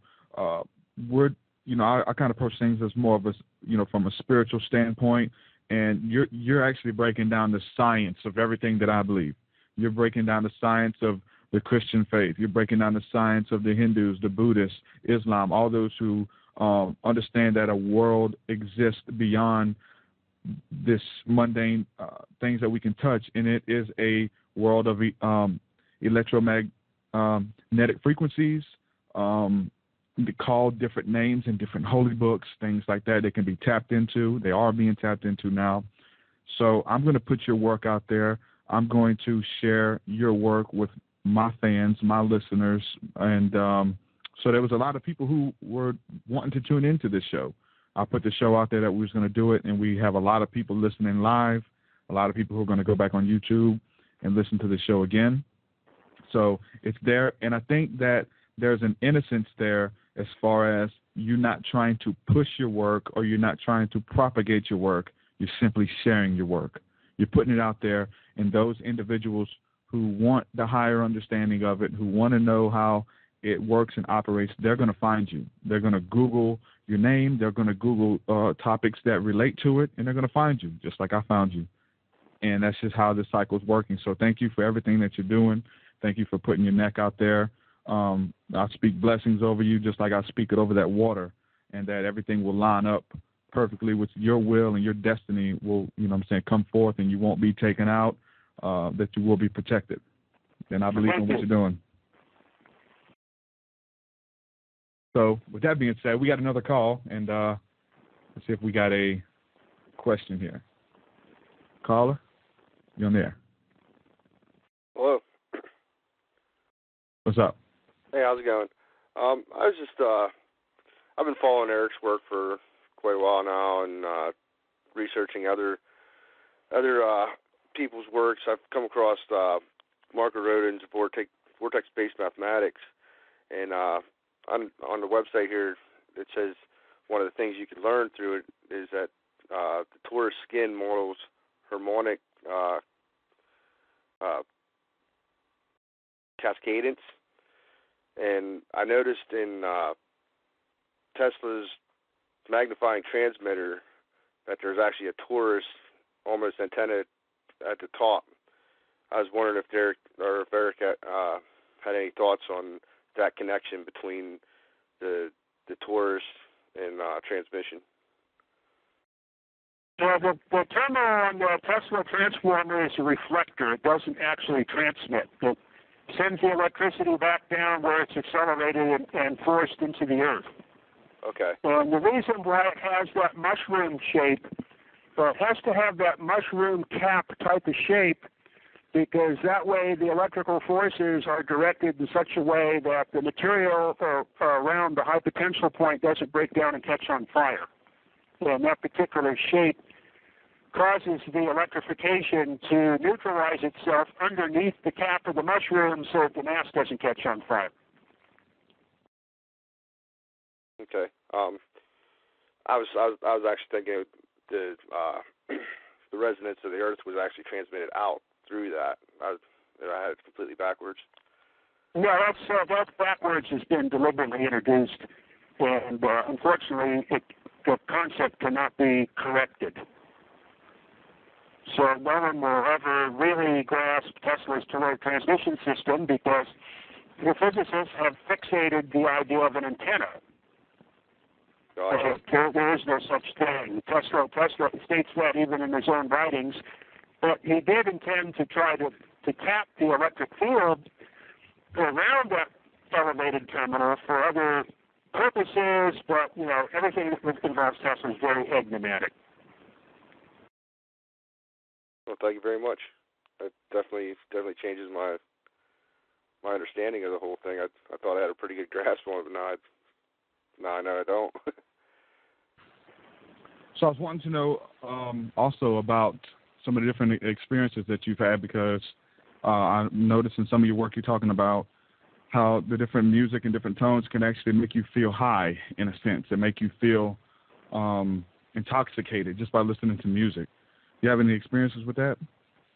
Well, it's kind of almost a daily experience for me. Mm-hmm.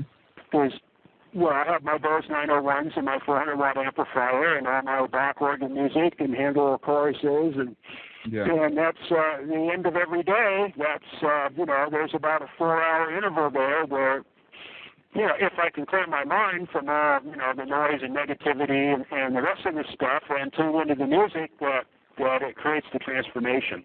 Mm-hmm. So it's more or less of a, I guess, less of a mystical experience and more of just a daily practice that gets your body in tune and feeling good. Yeah, and also it helps me write the stuff that, particularly the polyphase mathematics and all those type of things, is in the music, and the mathematical work merges into one. Mm-hmm. So when I'm listening to the music, then all the equations that I'm developing just pop right out of the music. Mm-hmm. And then conversely, I just came back from somebody had managed to save from destruction a massive Bell Telephone switching facility. It's absolutely stupendous the work this guy did reassembling it. There's 500,000 connections he had to make. It's what's called a step-by-step system. It was the original telephone system, and after living in that building for 10 days and tuning into how the whole thing worked, and, it's basically, took me 12 years to fully understand the whole thing, but just getting the overview and all that. When I came back and put the block and the handle on, the music had a whole different dimension because the way that the switching system operated was very akin to how the music operated, and I'd heard the music in a way that I'd never heard it before until I had that experience with the telephone exchange. Mm-hmm. So it kind of works both ways. Okay. So I know I talked to you, you mentioned going out to the woods and things like that. Can you maybe touch about your experiences about what that can do for you as well, going out and being in tune with nature and how almost maybe resetting yourself? Well, it's the same situation as then you're in the natural archetypes. Mm-hmm. Which are quite pronounced because the archetypes, determine the shape of all living organisms. And when you're out in nature, you're amongst all these organisms. And after you're out there enough, and you stay out of Babylon long enough that your senses aren't distorted, you see that there's a geometric archetype or a pattern that ties all this stuff together. Mm-hmm. And then you realize that it's not a bunch of separate entities, that you're existing inside a situation that's basically like, sitting in a dark room and closing your eyes and listening to Bach or Handel. Mm-hmm. And a similar situation also in this facility that I just made mention of, because the particular way that Bell Telephone operated was truly the eighth wonder of the world. And there was a guy there that, wondered why the guy that built the thing and why myself, why we were attracted to this and why the sounds it made all the time while I was working didn't bother us and what the deal was. And I had just come out of the woods at that point in a very extensive direct contact with the forest for weeks and weeks. And then when I got in there with all those, weaves of colored wires and the way that all the components are geometrically patterned and all that, I told them, well, here's what's going on. Is the reason why this turns me on is the exact same reason why the forest turns me on. Mm-hmm. Or the music of Bach does. Mm-hmm. It's because of that level of archetype, and it immediately suggests intelligent design, and that's what gets people high. Mm-hmm. And yeah. I still couldn't get it. No, hey, I get it. To him, it was just a bunch of relays and wire, Yeah, it gets me high. I understand. It's like they go in the forest, there's a bunch of trees and weeds, yep. and, that's all it is, and then they go back in their trailer and they fire up the generator and they watch the game. Well, why didn't they stay home? Mm-hmm. Yeah. So I guess to kind of tie this question together, there's a renaissance of a practice of what is called grounding, and I'm not sure if you're familiar with it, but where people, they just are going back to walking barefoot when they can and putting their feet on the ground to ground their energies and feel the energies from the earth moving through their body. And if we're talking about, magnetism, or we're talking about electricity, grounding is basically 101 with that. Is there any truth behind grounding? Well, yeah, I mean, that's I went for 2 years straight in Barinas once without wearing shoes at all. Mm-hmm. I could walk through the blackberry bushes and the whole thing after a while, and that's definitely, there's something about that physical contact with the ground. Well, electrostatically, then, you are at ground potential, where if you're wearing shoes, you're at an arbitrary potential, which, when you're walking on a carpet, you find when you touch the doorknob, you can reach a potential of 25,000 volts or more. Mm-hmm. fact, at one time I actually managed to get it up to 500,000 volts, somewhat accidentally, and a spark jumped off of my side across the hallway to a fire sprinkler pipe, about maybe 4 feet long. That's 750,000 volts, most likely, or somewhere 500,000 volts.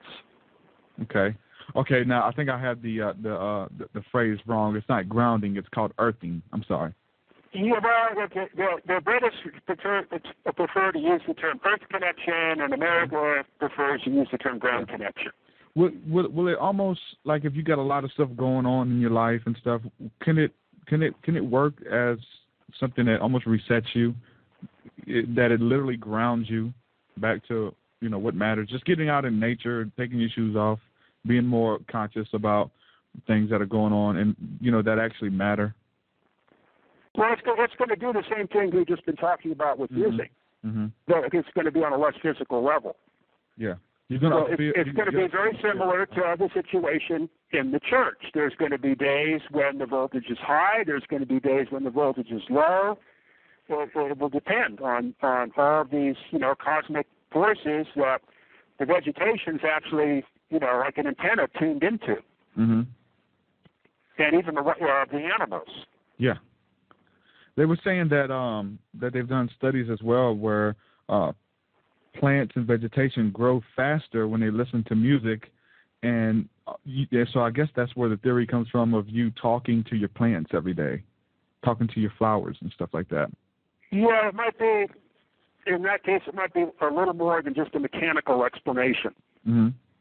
That's what we're dealing with here. There's something more than physics involved with this, but nevertheless, it's related. I would say it's more of a geometrical situation. Yeah. So, you know, with them being alive and everything, and like we're talking about this water experiment and stuff, I think that it matters. You know, I think that it all matters if you're speaking to it.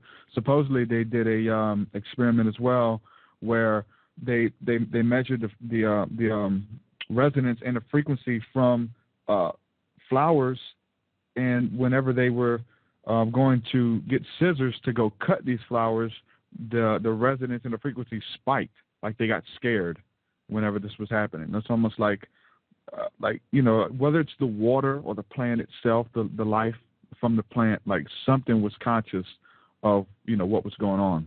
Yeah, there was a whole book written on that called The Secret Life of Plants. Okay. Are you familiar with that book? No. Who's it by? I forget right off, but that book had quite an impact on me when I first read it. And it gets very deep into this. Okay. And I know you have more to say, but I actually have friends who consume certain plants, whether it's ayahuasca, marijuana, things like that, and they talk about having experiences where they come in contact with an entity, like this plant is alive under the consumption of it. Like they meet a woman who says, "I don't want to be smoked," or "You need to respect me," or something like that. Would there be? Well, that's conceivable. Because, you know, as far as the world of biology goes, life eats life. Well, humans are a bit different, and they pretty much eat only dead stuff. But in general, for a healthy organism, it's a life eats life situation. So when you consume the plant, you are consuming that entity and its life force and its archetypes, and that's merging with yours. And that's exactly what Pythagoras taught as well about eating meat and things, correct? I'm not certain about that aspect of Pythagoras' work, but that's conceivable. Yeah, it was, I think, much like the Hindu look on it, as far as whenever you consume these animals and you're consuming the blood that you're taking upon the stresses and the things like that animal was going through. You know, that seems to be somewhat established in, you know, from the knowledge of hunters, that, you know, if when they kill an animal and the animal is in a state of distress in that process, that influences the flavor of the meat. But it should be pointed out that humans are not operating as carnivores, but they're operating as carrion eaters. Well, a carnivore actually kills the animal and ingests its living energy. It's the life eats life situation. But You know, as far as crows and vultures and humans and many species of dogs, even though the aforementioned creatures, other than the humans, are designed to eat carrion, mainly because of the bacteria and the other things that are in it, and the life potential, the humans are blatant carrion eaters, and they're just eating, you know, the dead, rotting remains. And so it's going to be pretty much, there's going to be no energetic level at that point, but the influences are going to be, you know, pretty much physiochemical. They're not going to be on an ether level, like if you were eating the animal while it was alive, like a carnivore does. Yeah, I actually, you know, when I'm not eating right or something like that, or feeling bad because of my diet, consuming plants and vegetables, fresh plants and vegetables, I can feel the life. I can feel the energy coming into me. I'm real conscious of it, and I can actually feel it. I feel 100% better after consuming that. If it's been a while since I had fresh plants and vegetables, I can literally feel it. Yeah, well, it will actually regenerate your body and heal it. So, I mean, these are the principles I use, because I don't, you know, there's no doctors available for me. I live in the bushes. You know, when I die, my body's going to be thrown in a ditch somewhere. So I've got to fix everything myself, just like my car. So, you know, if there's going to be anything screwed up, I can't have that. There is no doctor for me. So, you know, the way that I affect that is a living food diet. And that will cause my teeth to regenerate and any damage to my body to heal, and it makes me resistant to diseases and heat and cold and injury, and my senses are very acute out of it because I'm sticking to the biological principle of life eats life. So if I'm a living entity, I consume living entities to maintain my living energy. Otherwise, then I'm just an ambulatory corpse living on carrion. That's what basically most people in this society are, is they're the walking dead. And I think that's by design. Would you agree with everything we've been talking about? Yeah, and it's becoming very symbolic because, the satanic images are tattooed all over people's bodies, and their automobiles are in the shape of it, and the whole thing's becoming a society of death worship. Everything has got skulls and knives and axes and blades, and virtually every third, fourth person in this town has an emblem of some kind of skull or destructive device to kill emblazoned on either their body or their clothing. Yeah. All that, yeah. So that's not, this society is reaching its terminal phase. It won't make it much longer. Because it's strictly a fanatic worship of death and destruction. Yeah. But there is power in returning back to the source, correct? And we'll see. Yeah. But yeah, I mean, there's no amount of weaponry that's going to fight your way out of this thing, because it's highly organized and it's got more than you do.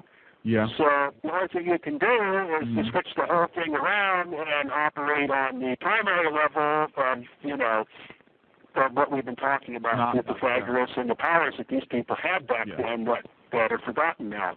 I mean, I'm exactly, I think I'm with you 100%. I don't think that the New Age movement, or a lot of people who are, waking up to a lot of this stuff, whether even if it's the Christian church or whatever, to wake up to these ancient principles that have been lost. I think that it will help us in our personal lives, like everything you've been saying, and it's actually helping you. But so I think that's why people find health, peace in acknowledging a higher power, someone who maybe will come through at the end and help us from these demonic beings who are controlling everything that's going on. I know it can't end this way. I think it might, but I think people have a hope that there is something that's going to happen, whether you believe in God, whether you believe in Jesus Christ coming back, or ETs coming to save us in the end, who have been watching over us the whole time and are eventually going to be like, okay, enough is enough. Do you have any hope in a higher power that something is guiding us that may be a little bit more intelligent and have our best interest in mind that's out there? Well, No, I mean, I kind of look at it more from, like a military standpoint. Okay. But, it's either going to be evasion or defense or some type of situation. When you look at things from the biblical standpoint, the human race has never entered such an era of disnality, ever. Mm-hmm. Ever. Okay. Has anything like this ever existed? Mm-hmm. It's by definition, in those levels of understanding, it's terminal. Yeah. Now, we don't know what the time constant is. Mm-hmm. So it's like, we know the circuit's overloaded, but, is it a 60 amp fuse, or is it a 70 amp fuse, or is it a 100 amp fuse that's going to blow? We don't know what the size of the fuse is. Mm-hmm. But it's going to blow. Yeah. So it could get thousands of times more worse than this. Mm-hmm. It could turn into a hell that no one would ever have conceived. To me, it already is. Mm-hmm. If I went and I grabbed Martin Luther or J.S. Bach or Kepler or any of these people that created the world that I exist in, and I transferred them to here, and I had them walk out the door and look out to the street in this town, they would immediately go insane. Their brain would explode because they know that they were in hell. Mm-hmm. Yeah. And I think that when we're talking about a higher power or ETs or whatever the case is, something that may come and help us or something like that, a lot of people sit by passive, where they understand, well, I don't have to do anything because somebody's coming to save me. I can. Well, that's the whole cop-out. That's why I don't subscribe to that. Exactly. But there are a lot of people waking up. There are a lot of people who want to get back in touch with nature, who seek the best interest of others, and who see others as an extension of themselves. And whether you want to call that getting back to spirituality or what, I think we need to enjoy this life and embrace each other and embrace life in general.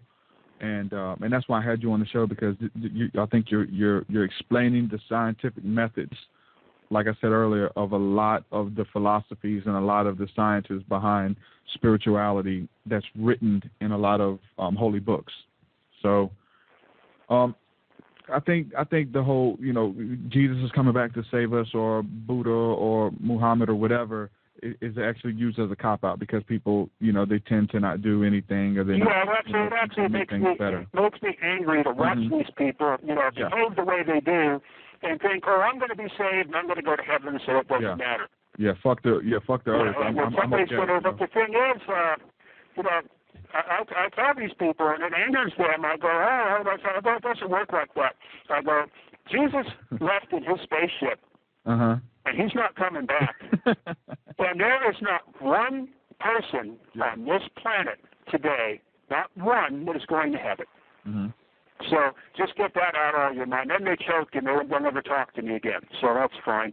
It insults me to have that keep throwing in my face and throwing in my face. I watch these people behave like savages and just trash everything around them. Yeah. If they go to church and they pray on Sunday, and so what we do, we call that insurance policy Christianity. Yeah. Yeah, and then on the other level, then they want to pray in the morning for when we go out, we're going to find more gold. Well, I would call that rewards card Christianity. Mm-hmm.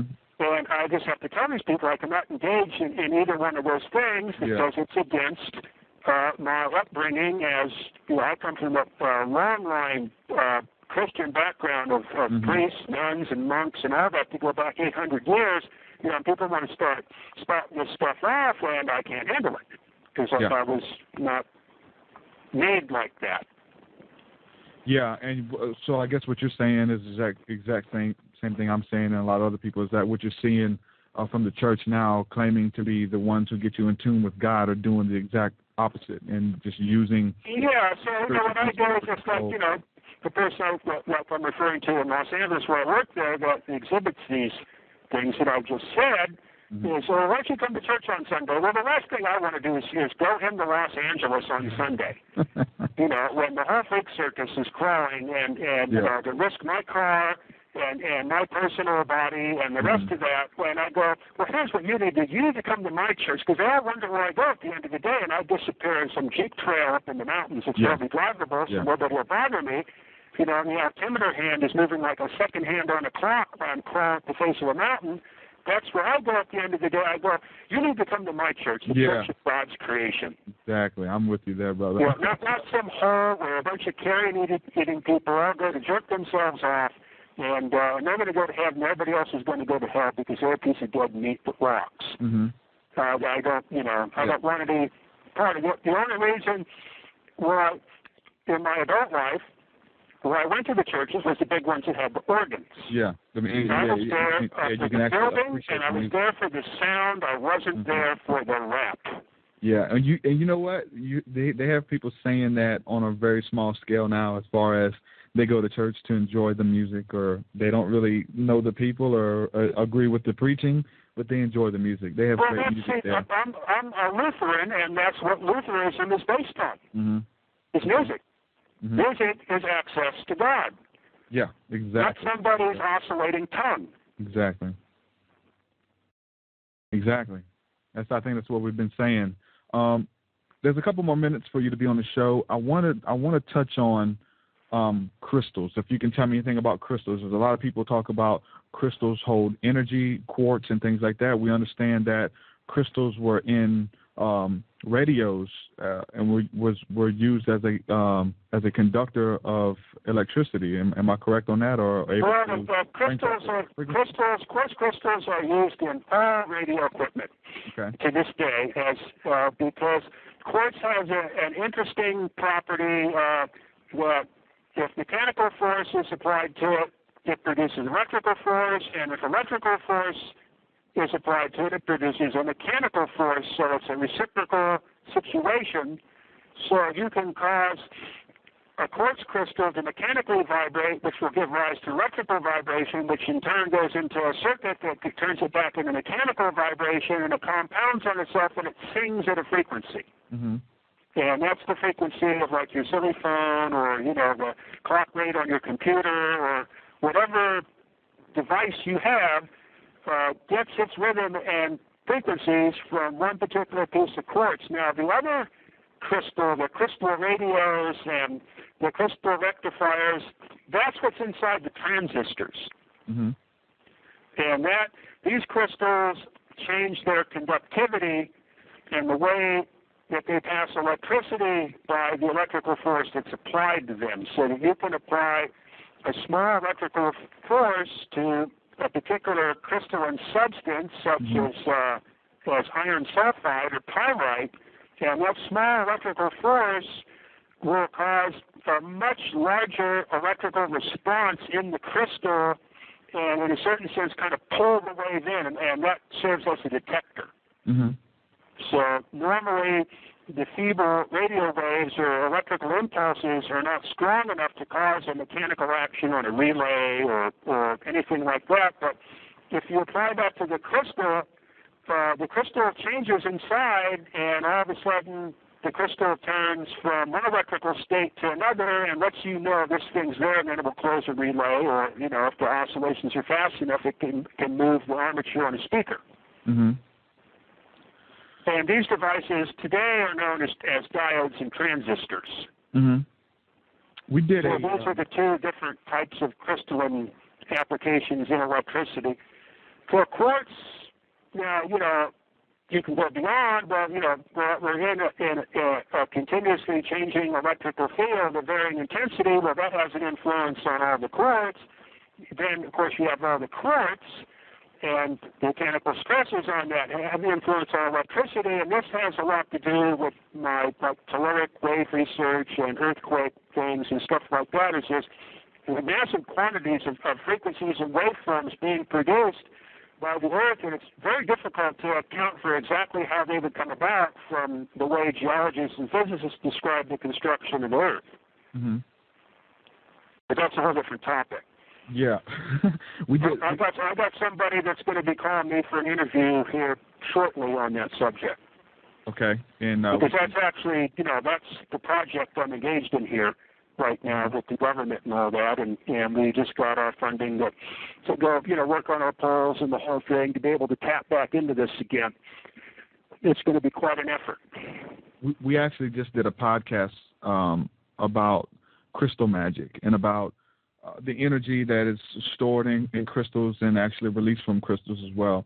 And we kind of likened that to the scepter of a king or the staff of a magician with the crystal on the end of it, and where there's thoughts or frequencies to be released as an extension from the hand and released at the end of the rod or the end of the staff, to bring about magic. And whichever type of magic you want to deal with, there's a lot of different types of magic, and as far as frequencies and vibrations and causing things to happen differently, and that's what we've been talking about the whole show: sound and vibration.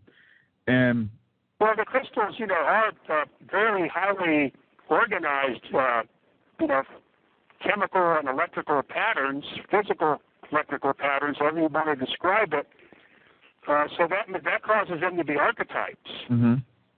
So a crystal, in a certain sense, is very similar to what Chaldean and Pythagorean concept of the number. Uh-huh. So it gives it a power on that level that's beyond electrical or physical explanation. Mm-hmm. On the bottom level. You're dealing with archetypes again, formative forces. And again, that's going to be modulated by the overall cosmic induction, which changes, from minute to minute and day to day. So this, so they have their own equation, each crystal, whether it's an amethyst or a ruby or something like that, correct? Everything's going to be different, right? Well, they're all going to have their own archetype. Mm-hmm. In other words, if you break them down or, you fracture them and look at the patterns, they create the same pattern. They're a specific form. No matter how fine you divide Mm-hmm. them, they're still the same shape. Okay. And that serves as an archetype. And then that's also a polarization because you have all these little points which, you could conceive of as electric charge or something that creates induction. So the crystal kind of pulls this ether force into it, Okay. and then turns it into a physical form. Mm-hmm. And then that comes like with the quartz, and that in turn can come back out as a mechanical or some kind of, a different Mm-hmm. type of force, a transforming device, so Mm-hmm. to speak. Yeah. So they kind of liken that too as well. The ephod mentioned up in the Bible that there was all these different rubies and things like that were affixed to this big breastplate type thing. And there's people who also believe that there was a type of conductor as well, with all these different types of emeralds and amulets and things like that, and that it actually helped the person get in tune by wearing this vesture and get in tune and speak to God and have an experience with God through these crystals. Well, if somebody knew how to engineer that would make sense. Mm-hmm. Yeah, and that's one of the applications of gold also. Gold is one of the few metals that has direct electrical contact to the ether. Mm-hmm. And one of the reasons why it's used in electrical contacts and all that is it's hard to get gold in a situation where it doesn't have a surface conductivity. It will not form an oxide or something that will block off direct electrical contact to the environment. So that immediately suggests its use as some kind of antenna surface. Uh-huh. So there's a lot. The gold was not, its original, application with humans was not something to hoard for, its E equals MC squared reality, but was something that allowed you to receive or contact. Mm-hmm. So it's postulated that the pyramids in Egypt, when they were completed transforming apparatus and not skeletons like they are now, is there was a layer of quartz and then a layer of gold on the outside of that, and this thing was basically a giant electrostatic condenser of sorts. Mm-hmm. Beyond, the medieval churches of Europe. Yeah. So we're talking about, tampering with these different frequencies, electromagnetic fields in the body. Inductions is a proper word for it. Okay. I said tampering. So. Yeah, because there may be frequencies or there may not be frequencies. And electromagnetism is a very specific geometric relationship between the dielectric and magnetic fields, but those fields can take on numerous other configurations that, have been erased from the textbooks. Yeah. Well, and the secret societies, like the Masons and whatever, not all this conspiracy stuff, but the real stuff, back to the Pythagorean sect and all that, these were the holders of the engineering secrets of how to do these things, so they wouldn't become lost. So when the time was right for the human race to re-engage in this, the information would still be there. Mm-hmm. So this is definitely not the time now. The human race is not in a position where, it's already making enough of a mess with the low-level, course fields and inductions that it has access to. God knows, what it would turn into if these people were able to take it to a higher level. Mm-hmm. So this information will always remain occult, as long as that's the human condition. Hidden. Yeah. So whenever we're talking about this, I think there's people who will change the word out for when we're talking about electricity and frequencies and things like that. In the way that the Egyptians were conducting electricity, they'll change the word out for spirits. That they were dealing with these different vibrations of spirits and summoning spirits and pulling in forces from the ether as well. We'll actually call them the same thing. They're talking about the same thing, but they call it something different. So speaking about vibration being a thought and things like that, because these different frequencies bring forth different thoughts, different feelings, different emotions when you hear them, when you feel them. That's what spirits do.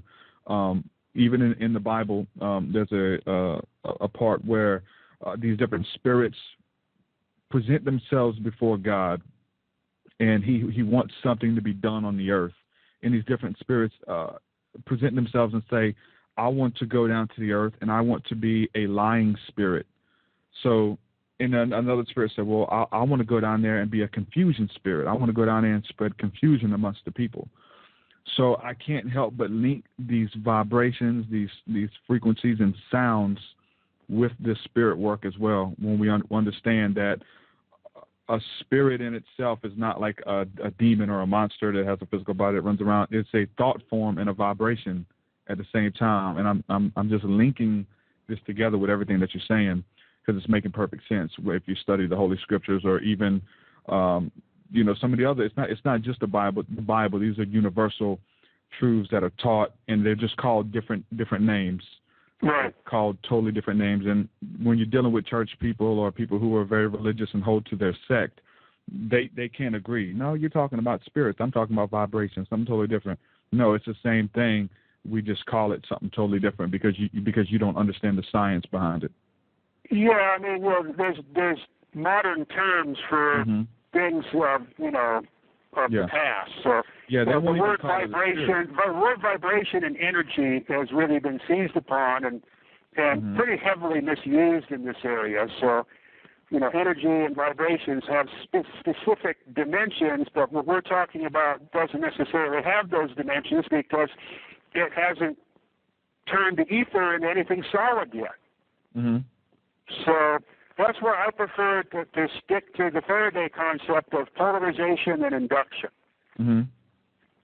Which those are the rules. Polarized. In other words, the spirit polarizes everything, just like a magnet polarizes the space that something is in, and then it influences on what's in that space through the polarization, but there is no frequency and there is no energy there.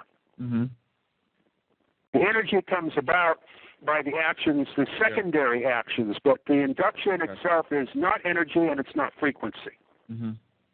But it can give rise to those things, or those things can give rise to inductions. The same thing like with the quartz crystal, it can go one way or the other. Exactly. So it's like it's a principle that is not positive or negative in itself. It's it's whatever you do with it.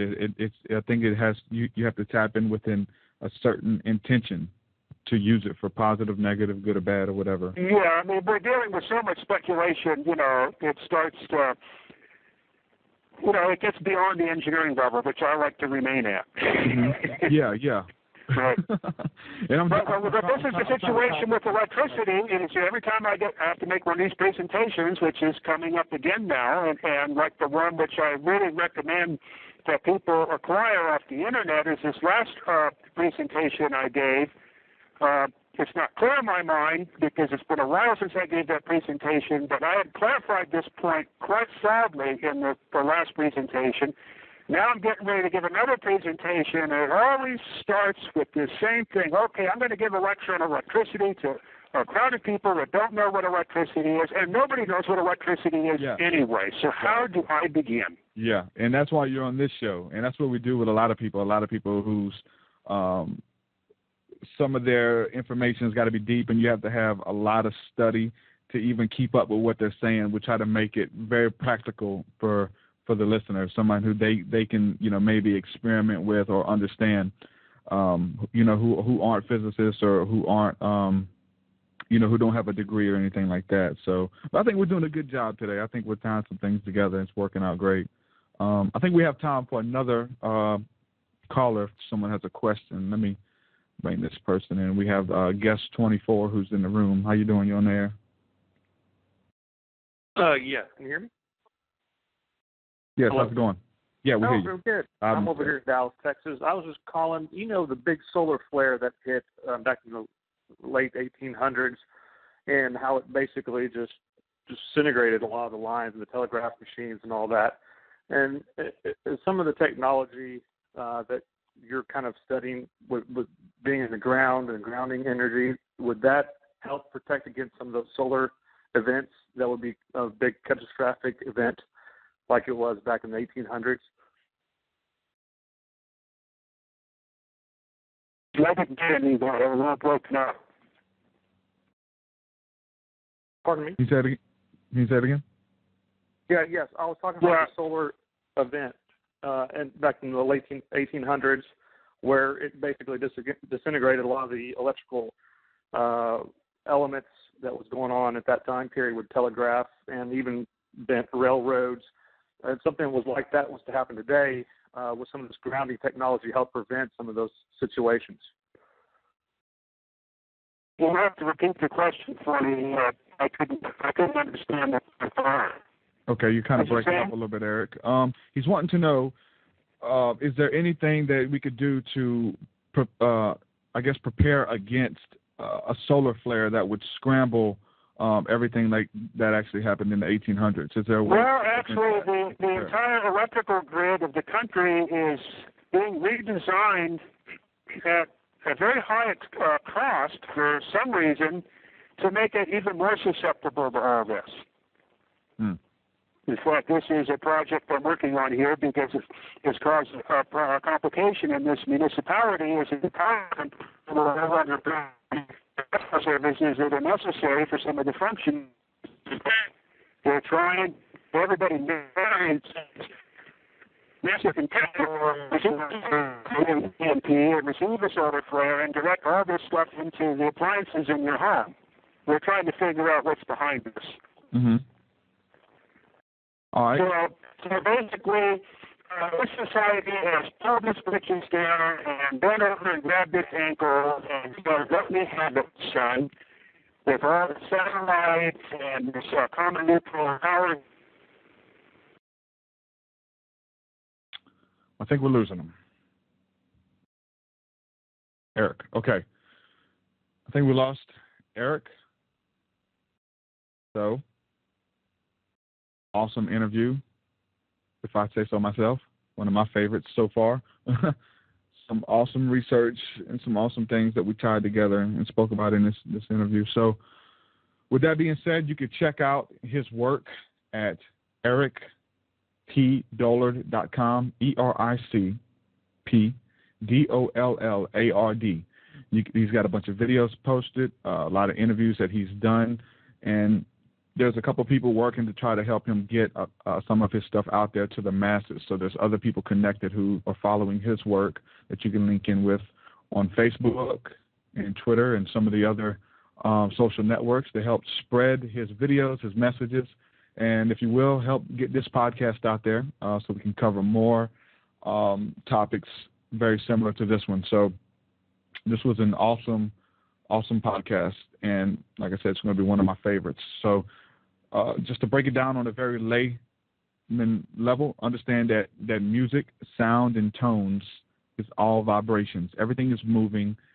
Everything is conducting electricity. Your body is made up of the same electricity. And so when we look at stuff like this Rice experiment, what I'm talking about, remember to bless people. Remember not to curse people. That your words and the music and everything you're taking in, that even the things that you're looking at, the colors that you're looking at, all affects your body, all affects your mind in a good way or a bad way. So the Bible says, choose life that you may live. And that's what we're saying. Choose life. Speak life. Because the power of life and death is in the tongue. So with that being said, you can check out my music, check out my work at truthseekermusic.com. Truth, SEEKAH, music.com. Subscribe to me on YouTube, youtube.com/truthseeker777 is the channel. And hit me up on Facebook. And if you want to come on the show, or you know anybody who would like to come on the show, you can send me an email or an inbox question or something like that, and we'll try to make it happen. And with that being said, we're going to say thanks for everybody tuning in. Thanks for everybody listening to this whole show. And like I said, please share the information. If anybody would like to give to Eric, you could do so on his website, ericpdollard.com. If you would like to support the Awakening podcast and the music that we're bringing forth as well, you can do so at my website, truthseekermusic.com. There is a donation button there. It'll be greatly appreciated so we can get some advertisement and get this information out there to the masses. So thanks again for sticking with us. With that, we're going to say shalom and peace. Thank you, guys. Then would you say that we have to give up our perceptions of how it's supposed to show up? Exactly. That's one of the main things is people have a preconceived idea and they have a lot of demands, and they usually have to lose that before anything can happen. Hitting out agnostics, researching the records of classic. In the temple, I'ma lay prostrate like the mystics is and the prophets. Christian mysticism, practice biblical cryptic wisdom, cosmic universalism, trans and elevate past your schism. Aesthetic intoxication, receiving the affirmation, offering prayers and supplication. The spirit is guiding my sanctification. Hebrews 6, I'm leaving the basics, staring at clouds and countless spaceships. Body goes numb, it's a great sensation. I wrap shit up to heavenly places. The energy, it enters me. I vibrate at a high rate of frequency, eliminate all doubt and unbelief from within. I'm a transform.